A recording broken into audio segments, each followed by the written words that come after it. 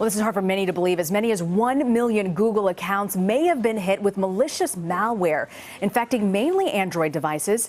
Cybersecurity software company Check Point found that the malware, named Gooligan, has been hacking into accounts since August. It's being called the biggest ever theft of Google accounts.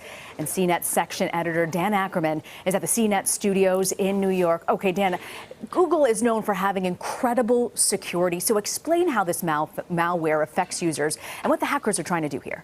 Sure. The way this malware gets on your Android phone is because you go to other third-party sites that have apps.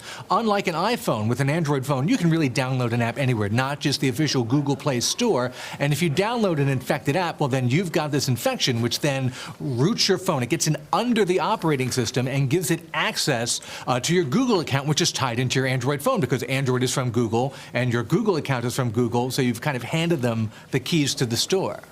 So what makes Android devices so vulnerable to widespread hacks like this one?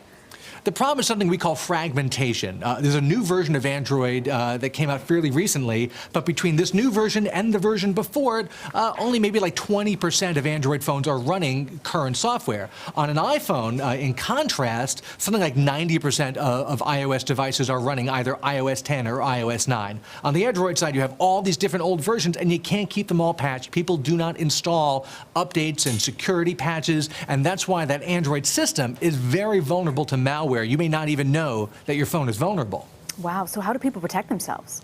The most important thing to do is, especially if you have an Android device, keep it updated. Make sure you have the latest version of the Android operating system on there. This particular malware will not work on Android devices that have Android version 6 and above. So you want to make sure you have at least that. And if you have an older one, I would frankly just do a clean install with a new OS update. All right. CNET editor Dan Ackerman, thanks for joining us, Dan. Thank you.